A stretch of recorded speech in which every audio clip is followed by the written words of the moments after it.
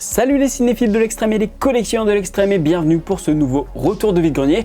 Et avant toute chose, sachez que j'ai tourné une vidéo en août et le son était pas ouf. Sauf que j'avais fait un vide-grenier incroyable, genre pour 20 € j'ai eu des trucs mais de malade. Vraiment c'est la meilleure affaire que j'ai fait cette année. Donc je me dis, est-ce que je la publie quand même ou pas? Dites-moi ce que vous en pensez en commentaire. Et en attendant de voir vos réponses, voici une vidéo avec un son correct où je vais vous montrer un retour de vide-grenier. J'en ai eu à peu près pour 50 €. Et vous l'avez vu sur la miniature, il y a du Pokémon, car en effet, je me suis lancé dans Pokémon. Je vous invite à aller voir ma vidéo de début septembre pour en savoir un petit peu plus. Et donc, on ne va pas attendre plus pour les cartes Pokémon. Voici tout de suite ce que j'ai eu. Il y a tellement de cartes. Et dans celle-là, il y en a encore plus. Elle est totalement blindax. C'est un truc de malade. Et attention, ce n'est pas tout. J'ai eu aussi ces deux petites boîtes et il y a des cartes dedans. Et j'ai acheté tout ça au même gamin, c'est-à-dire qu'à 8 h du mat, il avait déjà 32 balles dans sa poche. Oui, vous avez bien entendu le prix. Alors attention, je ne pense pas qu'on va avoir des V, des V-Stars, des ultra rares ou des secrètes.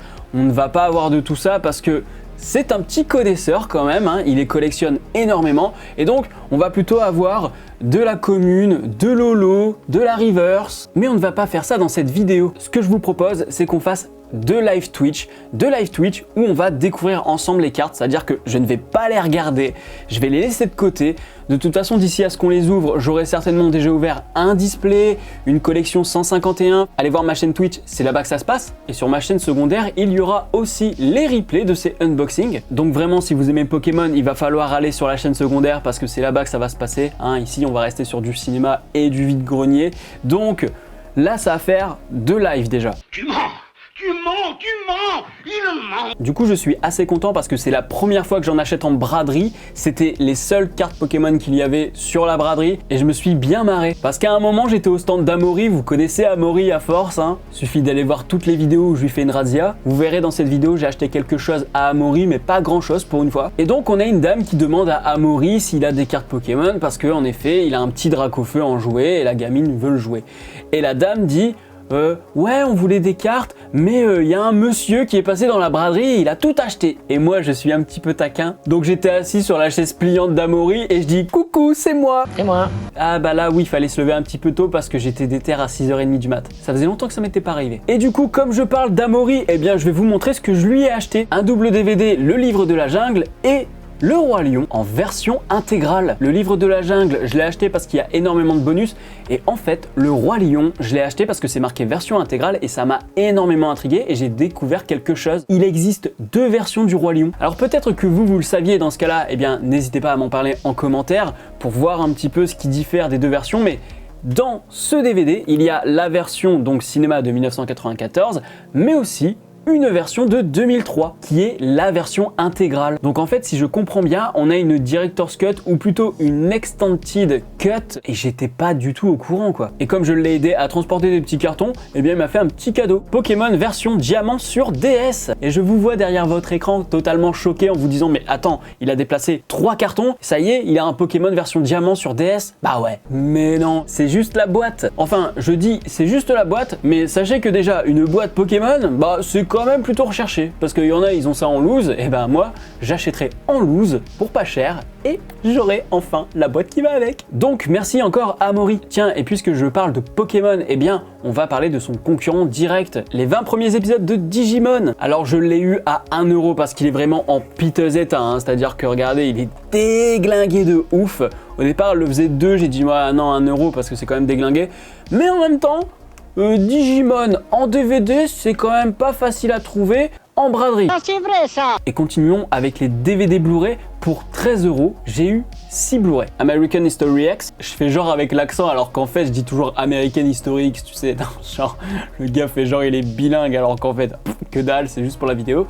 Ça faisait un moment que je voulais le revoir, donc maintenant je l'ai en Blu-ray. Opération Espadon, Minority Report, celui-là je l'avais en DVD, donc maintenant je l'ai en Blu-ray. Et comme vous le voyez, il y a énormément de bonus. Et là, attention, accrochez-vous les cinéphiles, parce que là on a vraiment du grand cinéma avec les 3 derniers Blu-ray. Fast and Furious, Too Fast, Too Furious, Fast and Furious Tokyo Drift. Et je tiens à dire que c'est les 3 seuls films Fast and Furious qui existent dans le monde, parce qu'après c'est de la merde. Parce que les autres, ils sont nuls. Bah oui, ce que j'aime dans Fast and Furious, c'est que ce sont des vraies cascades, hein. C'est pas des bagnoles qui montent sur des immeubles et qui font du parcours. C'est pas banlieue 13 avec des bagnoles, tu vois. Enfin, Non, après ça devient trop pour moi en fait. C'est pour ça, ceux-là, voilà, on est sur de l'essentiel, on est sur du fabriqué main avec des vraies cascades, des vraies bagnoles. C'est palpable en fait, tu vois, et tu te dis, wow, c'est chaud ce qu'ils ont fait. Après, venir se soucier du scénario pour Fast and Furious, ça n'a aucun intérêt. Le principal, c'est que ce soit bien exécuté, et pour le coup, je trouve que les 3 premiers sont réussis à ce niveau-là. Beau, hein. Joli, joli. Et pour terminer, on a 3 jouets, parce que oui, il y a quand même des jouets, et restons dans l'ambiance vroom vroom et testostérone, parce que pour 2 €, j'ai chopé une figurine que l'on pourrait appeler poupée. Voilà, hein les garçons, oui, vous achetez des poupées de footeux.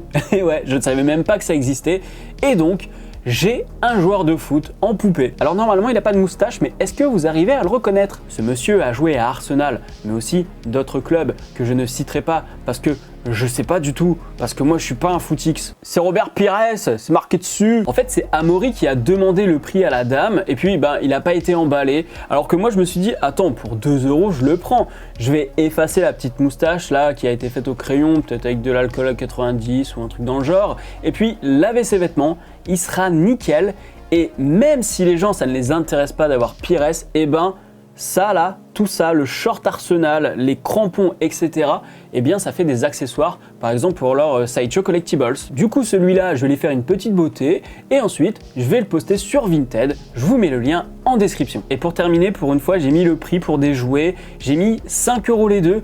D'habitude, je vais pas aussi loin, mais j'ai eu un petit coup de cœur. Cette gargouille de chez Chapmay. Et ceux qui regardent mes vidéos vide-grenier depuis des années vont se dire, tiens, je connais cette figurine. Parce que oui, je l'ai déjà. Mais attention, parce que celle que j'avais avant, il n'y a pas la queue, il n'y a pas les petits bracelets. Celle-là est complète, j'ai même la queue. Donc oui, je l'ai acheté 2,50 €. Je pouvais pas passer à côté, c'était pas possible. Donc celui-là, il va partir sur Vinted et celui-là, je vais le garder. Chapmay, c'est vraiment une très bonne gamme de jouets, hein. C'est un truc de ouf, c'est-à-dire que ce ne sont pas des franchises et la qualité est toujours au rendez-vous. La qualité de travail des ouvriers peut être un peu moins par contre. D'où le fait que je n'achète que très rarement des jouets neufs. Généralement tout ce que j'achète en neuf c'est du Lego, mais jamais je vais acheter du Chapmay ou alors même des figurines Marvel ou quoi neuf. Voilà, moi c'est l'occasion comme ça, je participe pas spécifiquement à ce genre de consumérisme, donc je pousse pas à refabriquer des choses. Ça c'est un sujet intéressant, dites-moi en commentaire si vous êtes d'accord avec moi parce que peut-être que vous estimez qu'en fait même si j'achète d'occasion je pérennise en fait la consommation du jouet, je ne sais pas. Dites-moi en commentaire ce que vous pensez de tout ça, ça peut être intéressant, ça pourrait être un débat intéressant ça pour la chaîne Twitch. Allez suivre la chaîne Twitch, elle est en description. Et pour terminer avec les jouets, toujours à 2,50 € parce qu'en fait c'était 5 € les deux, j'ai eu un jouet, je me suis dit, oh, on dirait un film, on dirait Jurassic Park, on dirait énormément Jurassic Park dans le design, et puis il y a cette petite mâchoire là que j'aime beaucoup, et puis je cherche s'il n'y a pas estampillé JP quelque part ou alors ce qui est marqué. Et je trouve rien, mais j'ai quand même ce coup de cœur, je me dis même si c'est pas un Jurassic Park, je vais le prendre avec moi. Donc je l'achète et je rentre chez moi, je regarde un peu plus en détail. Juste là, je ne sais pas si vous le verrez, mais c'est marqué Papo 2005. Et Papo, c'est de la qualité au niveau des animaux, hein, que ce soit actuel ou préhistorique. Et donc là, c'est 2005, donc on est clairement sur du design à la Jurassic Park, hein, c'est-à-dire qu'il y a Jurassic Park 3 qui est sorti quelques années avant. Et mine de rien, elle a presque 20 ans cette figurine et elle est en très bon état. Donc voilà, 2,50 € c'est pareil, d'habitude je mets pas à ce prix là, mais là c'était coup de cœur. J'aime bien. Si la vidéo vous a plu, n'hésitez pas à mettre un pouce bleu, à la partager sur les réseaux sociaux et aussi dites-moi en commentaire ce que vous avez préféré parmi tout ce que j'ai acheté. Pour ma part, ce sera bien évidemment les Pokémon parce que à ce prix là, même si c'est globalement de la commune et de la reverse, eh bien on a quand même un beau stock et ça fait plaisir. On va découvrir ça ensemble dans 2 live Twitch. Du coup, vraiment, allez suivre la chaîne Twitch parce que du unboxing Pokémon, on va en avoir beaucoup pendant plusieurs mois. Si vous saviez la dépense que j'ai faite sur le mois d'août et septembre, abonnez-vous aussi à la chaîne YouTube et actionnez la cloche pour être alerté des prochaines vidéos. Quant à moi, je vous dis à la prochaine sur la toile. Salut!